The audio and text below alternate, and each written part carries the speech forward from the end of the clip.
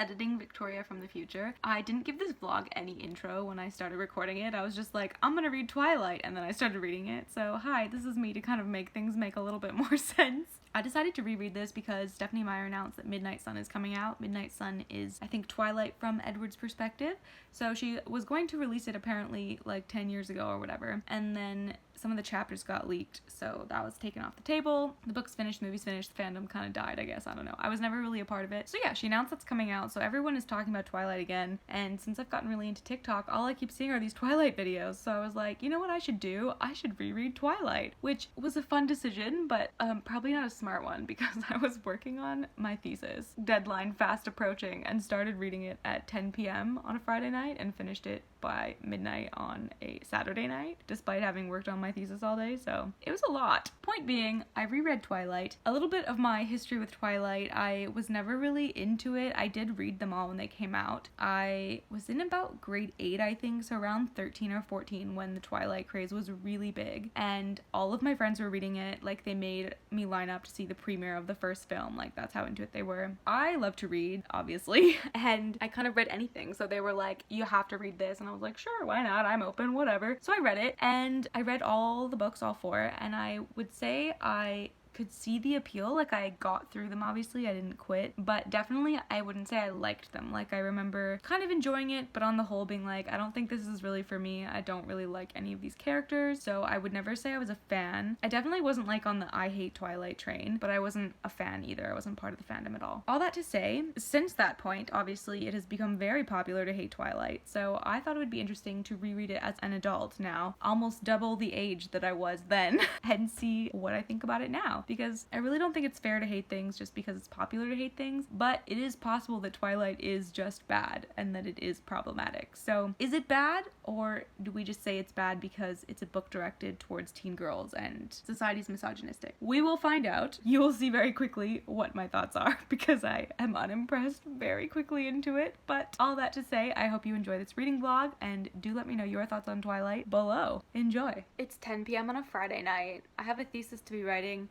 and I'm still not fully unpacked from my move last week. But here we are asking the question, is Twilight any good? I have not read this in 10 years? No, more than that. Since grade 8, okay? I am now 26 years old. I am old as fuck. Oh my gosh, I think that means it's been like 12 or 13 years since I've read this. Yikes. But here we are. Stephenie Meyer just announced that the whole Midnight Sun thing, Edward's perspective or whatever, is coming out. So this is where my priorities are now. Not to be a total douchebag, but we're on page 1 in the very first paragraph, and she said, I was wearing twice in one sentence. I don't know about that, baby.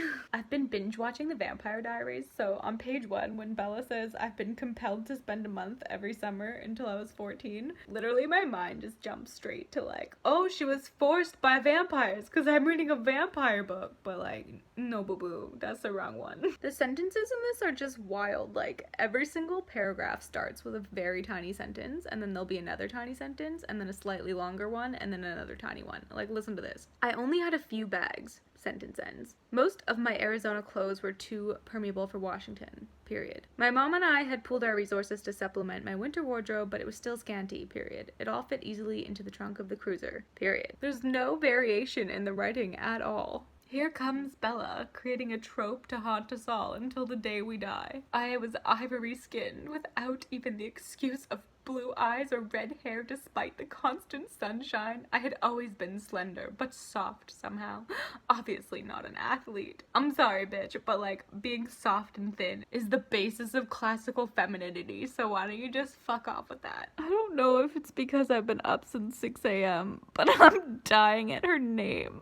I'm Isabella Swan. Fuck off. She's like, oh, there's another pasty bitch, so I'm not gonna stand out. And I'm just like, bitch, why do you think you stand out as a pasty bitch? Like, you live in a Western country. Try being a person of color. I barely remember this at all. Like, I remember the plot, but I don't remember, like, a lot about the characterization or whatever. And, like, Bella's such a little asshat. She meets this guy on her first day of school, and the first thing she notices or thinks about him is that he has skin problems and that he's too helpful. Like, too helpful. Okay. He's being friendly, and she makes a joke, which is a bit sarcastic, and he doesn't get it. And then she's like, oh, I'm gonna lose all of my humor humor in this small town because small town people have no sense of humor. Like, what a bitch. I was really enjoying Edward because he's a lot funnier than I remember him being from the movies. Like, I don't really remember him from the books at all because that was so long ago, but I watched the movies more recently. And yeah, he's like quite funny and charming, but then in their like first real conversation, it's all like, you put on a good show, but like, I know that you're suffering. And it's like, you don't know her. Like, close your mouth, buddy, and stop making assumptions. And even if you're right, nobody wants to be told that by a stranger in the middle of class. I really don't like Bella. The sentence structure and stuff you can kind of forgive because it's quite a young book, and I'll talk more about that later in my overall thoughts. But I just don't understand why people like Bella as a protagonist. Like, she's so mopey about everything, and it's like, honey, your life is not bad. Like, calm down. And just like mean, like Mike, what is his name? Matt, whatever, is like following her around trying to be helpful because he thinks she's cute and she's new, and she's like thinking to herself like, oh, and I imagined him, like she has this running like joke in her head about how he's a golden retriever, and then he gets her books and she's like, I imagined him wagging his tail. It's like, what a bitch. He's just a nice guy and you're over here mocking him in your head. And then like Edward's laughing at her later and she's all like, it's so unfair, like, oh, he's so much cooler than me. It's like, bitch, you're doing the same thing to Mike. Like, you're so awful. They deserve each other. I was getting some serious Jace vibes from Edward, like with his kind of mocking, like laughing, charming, but also douchey and angry vibe. Tone. I don't know what I'm saying. It's very late, but the point being, I was like, I don't remember him being this much of a savage, and I'm kind of enjoying it. And it reminds me of Jace. And then Bella's over here being like, his glorious face, which reminded me of an avenging angel or destroying angel or whatever the adjective she used was. Is that an adjective? I don't fucking know. But like, who copied whom? I don't remember the dates these books were published. You know, it really has been so long since I've read these, and like I said, I have the movies fresh in my mind, so all I remember is like lots of staring and angst, but like Bella and Edward, they have good banter, like banter on point. I'm pretty impressed with them. I mean, Edward's kind of an ass and Bella is a mopey, entitled bitch, but 100 pages in and this limp noodle already has 4 men after her. What am I doing wrong? Tell me! Is it that this greenish blue hair just screams homosexual? So I'm at the part where Bella leaves biology because she can't handle blood, and then this other kid comes out covered in blood, and Edward's all like, Bella, you have to leave. And she leaves because she smells the blood or whatever, so she knows he's right. And then Edward's like, humans can't smell blood. And it's supposed to be like, oh, see, Bella was just born to be a vampire. Like, she doesn't fit in, she's super pale, she's an old soul, and she can already smell blood as a human. And I'm over here like, we can all smell blood. Like, what? Like, I can smell blood. That's not a special thing. Like, I don't understand. If it's a lot of blood, you can smell it. One of my biggest pet peeves in fiction is, like, the very aggressive, like, male romance lead. I'm sorry, my brain is feeling very slow right now. But like when he's like pushing her around for her own good, so like she's just had her fainting spell, right, and she wants to go home, and he's like, no, I'm driving you, and she's like, no, I want to drive myself, and he like puts his hands on her and like doesn't let her go and is like, get in the car, not like get in the car, just like, you know, no, I'm taking you, and she doesn't want to go, and it's supposed to be like also romantic, like he cares about her safety and he's so sexy and like strong, but I just hate it. I'm just like, that's not okay. Like, she said she doesn't want to go with you. Like, if you're using your physical advantage to get someone to do what you want, you're threatening them, even if you don't have ill intentions. Like, let them live their lives, okay? Stop taking away their autonomy. I hate it. We've just met Jacob Black, and she's described his skin as russet, which I'm pretty sure is a tone of red, so that's a little racist. And also, his sister has run away and gotten married at like 17, so where are we going with this, Stephanie? In my faint memory of this book / the films, like Jacob just falls in love with Bella because they're friends, but in this right here, she fucking does it on purpose. She wants information about Edward, so she's like all flirting with him and pretending she thinks he seems like so mature and like deliberately manipulates him. Like, what fucking tit? She's so awful. Why do people like this book? Everyone in this series that has long hair is described as wearing a ponytail with a rubber band, and I'm just wondering, is that an American term for a hair elastic? Because here in Canada, if you say rubber band, you literally mean it's made of rubber. And that shit hurts your hair. Like, why the fuck would you wear rubber in your hair? Where did you learn to wear a ponytail? Jeez! So Bella is puzzling through whether Edward is in fact a vampire. And she's kind of weighing her options, and she's like, option one, if he is, I could like avoid him forever and be like, okay, go away, I don't want to see you. Cancel their plans, whatever. And then she's like, my immediate reaction was like deep agony, and I knew that was never an option. I was in too deep. And I'm like, I don't understand. What do you mean you're in too deep? Like, you literally had one conversation. I don't understand. We are looking haggard this morning. I stayed up till 2:30 last night reading, which I've not done in a long time because I'm an old fucking lady now. So I slept in and wasted half my Saturday, which I was planning to use to work on my thesis, so great.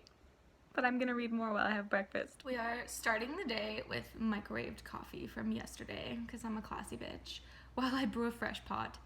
Just ignore the boxes. I still haven't fully finished unpacking. Sometimes I feel sad that Twilight is like the most successful vampire story because like I've never read the Vampire Diaries books, but the TV show is amazing and the Vampire Academy books are like fucking gold. So like, why is Twilight the one that wins in terms of like sales and best well-known and most well-known? It's just dumb to me. Like, I'm sorry, but like this isn't like the worst book ever, but this is about a girl with not a lot of personality who hates everyone, including herself, fending off the advances of men that like her for no reason except that she's pale and new to town, and then that's it. And then you have all these other stories where there's like intricate plots and danger and feisty protagonists, and that doesn't necessarily mean they have to be like, I don't know, kick-ass or like aggressive, but they just like have a personality, you know? They are on a shopping trip, the girls, and Bella's like, it was very quick, like basically I helped them find their dresses and then I told them which ones were good and we could get out of there, but you know, I'm a master, like I've done trips like this before. I'm like, everyone has done trips like this. What? You're not special. Like this, I just don't understand. Like her thought processes for so many things are like, I got this, like I'm like this, it's fine. And I'm like, everybody's like that though. You're not different. We all do that. Stop. I think I'm like a third of the way through now, and I feel that while I don't like Bella at all as a protagonist, her characterization is quite strong and her voice is very clear and distinct, so I can definitely see like why people like this. Like it really does draw you in. Even though I'm not enjoying her or the story really, like you do want to kind of keep turning the pages. So yeah, I can see why people like it, especially young people, because you know the sentences are simple and her voice is strong, so I feel like if you're around 13, it would be very great for you, which is when I first read it. It was kind of my same reaction the first time that I read this, but I never wanted to read it. Like it wasn't really my type of book. I wasn't really a huge romance reader or even like paranormal stuff at that point, even though I like it now. So I basically read it because all of my friends were obsessed with it. This was like the height of the Twilight craze. And it was kind of my same reaction. Like I read them all and I was like, okay, I didn't actually like this, but I see why people do. Like it does make you want to keep reading, and I sped through them, so it wasn't like I was bored. Like some books, Red Queen for example, I really like that series, but it's actually kind of boring sometimes. Whereas like Twilight, I don't really like the series, but it's definitely keeps you interested, even though there's not a lot of plot. So I think that that's what it really does have going for it, and I can see why people do enjoy it so much. So I'm at the part where Edward is taking Bella to dinner after rescuing her from the creepy men, and there's this line in here that's like the host of the restaurant. The host was female, and I understood the look in her eyes as she assessed Edward. And okay, maybe I'm being nitpicky, but stuff like this really irritates me. Like Sarah J Maas does it a lot too, even though I love her books. And it's like when you're trying to show that somebody's attractive or whatever, and then you like specifically make it a heterosexual thing, there's just no reason in my mind. Like you can have them check them out and just like not make it like, oh, it's because they're like a woman checking out a hot guy or a guy checking out a hot woman. I don't know. Is this just me? Because it just kind of feels like, even though they're not doing anything bad, it's just like kind of making it more difficult for gay people to exist by just drawing attention to the fact that the interaction is explicitly heterosexual. And or not just that it's heterosexual, but it's only a thing because they're heterosexual. Like it's because she's a female that she's checking out this guy. So I just feel like you don't need to draw that attention to their gender specifically. Like you can just be like, the hostess gave Edward a seductive glance and I was annoyed because blah blah blah. You know, you can do that kind of thing. It's the exact same interaction, but you don't have to make it about the fact that it's because they're man and woman, if that makes sense. The irony of this scene is killing me.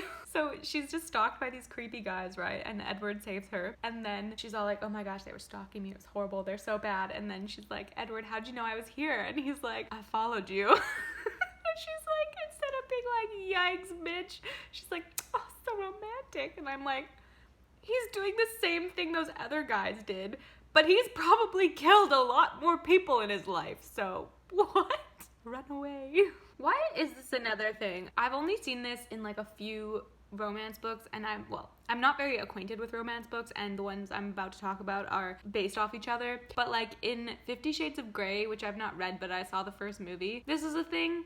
I've also seen reviews. And then in Twilight, it's a thing where like the girl doesn't want to eat, and then the guy has to like bribe her, like, I'll tell you what you want to know if you eat. It's like, I don't understand. Why is this a thing? Is it supposed to make him seem caring? Is it supposed to make her seem like pretty and delicate? Like, why are all these women afraid of eating and like, oh, I just can't, I just don't want to? It's like, do we need to have a serious chat? Why is this romantic? Like, what? Maybe I'm the morally ambiguous one and this is a problem, but like, you know when Edward is like, oh, I had to resist so hard killing those bad men because of all the vile things they were thinking, and it's like, we're supposed to give him like a high five for like, good job, man, like you resisted murdering the humans despite the fact you were mad. And I'm kind of like, but maybe you shouldn't have though. Like, if you had the power of a vampire where you were, like, strong and fast and could control people or whatever, I don't know if they can do that in this one. Maybe I'm thinking Vampire Diaries again. And you knew these men wanted to brutally and murder a young teenage girl. Why would you not do something? Like, okay, you saved Bella, but they're just gonna find somebody else. Like, I don't know, turn them over to the cops, kill them.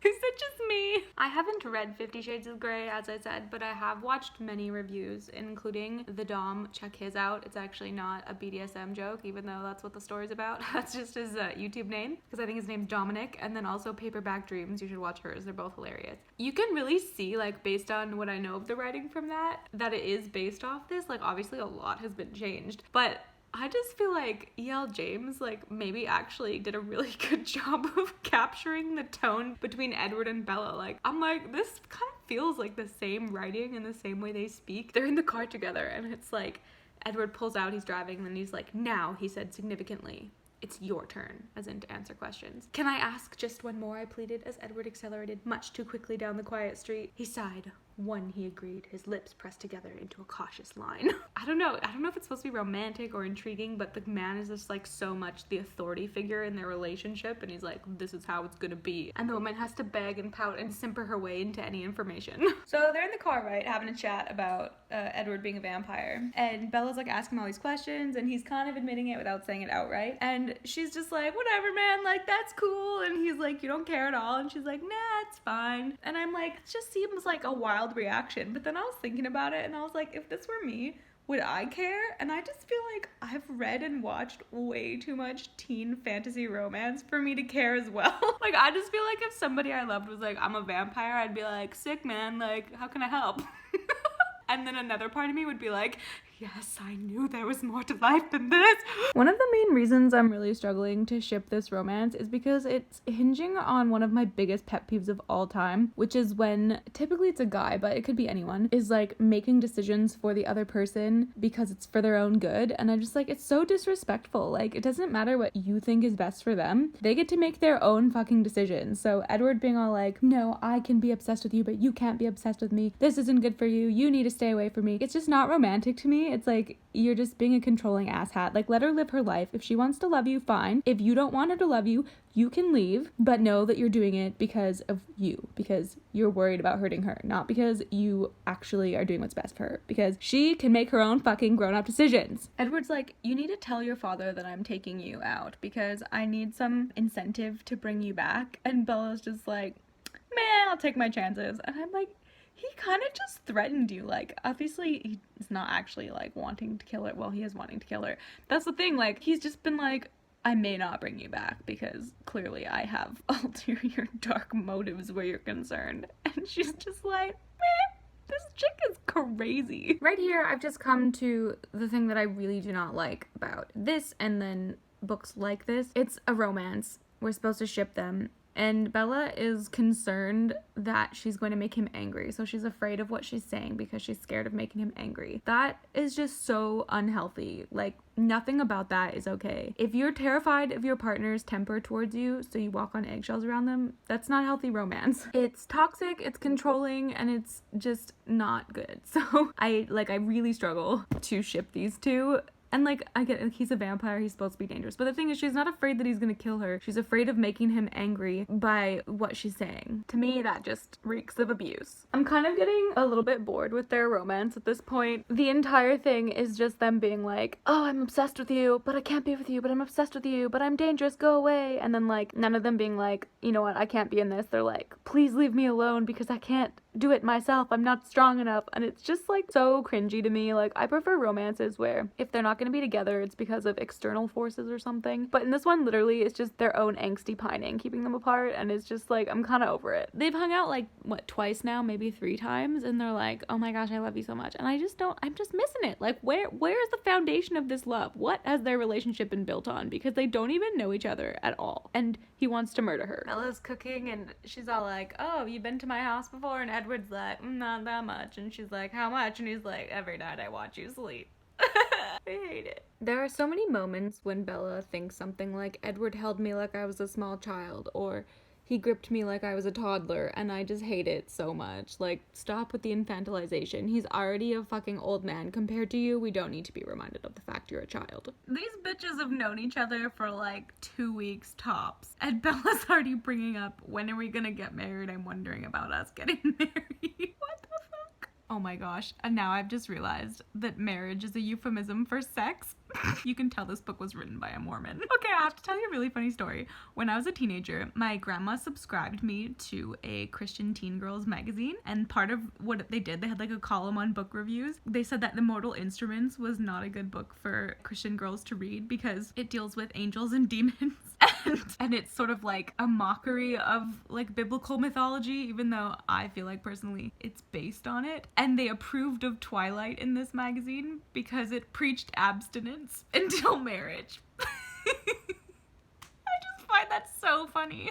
Like, in The Mortal Instruments, there are so many Judeo-Christian themes going on, and like when you get to the end of City of Glass and Valentine's like, I did this for our glory, and the angel's like, glory belongs to God alone. Like, that's so clearly like a Jewish biblical concept, which I think Cassandra Clare is Jewish, so it makes a lot of sense. So like, if anything, if you're gonna encourage like teen Christian girls to read fantasy, I feel like that's more in line, whereas like this one is about 2 depressive teenagers that are obsessed with each other for no reason, like at all, and have a very unhealthy dynamic, but they don't have sex till they get married, so it's a good moral story. Edward has just said that because he wasn't dating anyone for like 100 years, his mother figure, Esme, thought that there was something wrong with his essential makeup. I just hate that so much, like the idea that you have to be with somebody or there's something desperately wrong with you. Now we can add acephobic as well as homophobic to this book. I'm almost done the book, sort of. I mean, I've done at least 2/3, and I'm kind of getting bored because I just feel like it's not a very compelling love story when both people think the other's perfect. Like, there's no real like wrestling through each other's flaws and loving each other anyway through them and like becoming better people because of each other. It's just like 2 people being like, you're so perfect, no you're so perfect, no you're so perfect, and it's just boring.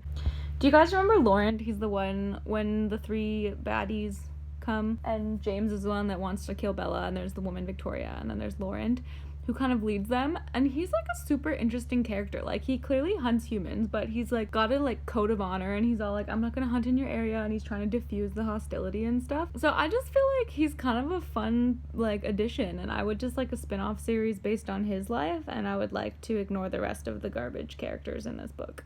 I'm getting more Mortal Instruments vibes. I can't remember if I said earlier. Bella's all like, why do you care about me? And Alice is like, because like we don't want Edward to lose you. And she's like, I don't get it. And then Alice is like, you haven't seen like the difference between before and after he met you, but he's changed so much because of you. And I'm like, I'm pretty sure Isabel and Clary had this exact same conversation about Jace. Bella is going to meet the evil vampire that has her mom kidnapped, and she's certain she's gonna die. She basically has time to write 1 letter. And instead of writing to her mom or her dad, she writes to Edward, who she's known for like 2 minutes. Just why? Like, he'll be sad, sure, but like, your parents will be devastated. I mean, Edward seems like he'll be devastated because he's been catatonic this whole book, but like, at least write to all three of them, you know? Like, I don't get it. I find it just a little too coincidental that the hunter is the one that turned Alice, because they've kind of dropped hints like, oh, Alice doesn't remember how she turned, like she has no memories of it, none of us know. And it's like kind of an interesting mystery, but then the hunter just shows up and coincidentally is like, I tried to kill her and then this old vampire turned her to save her. Which is like, okay, I'm glad to have the answer, but it doesn't really feel deserved. It just feels very coincidental. And with that kind of a backstory, you'd think that he would be out to get Alice, not Edward, but he's obsessed with beating Edward.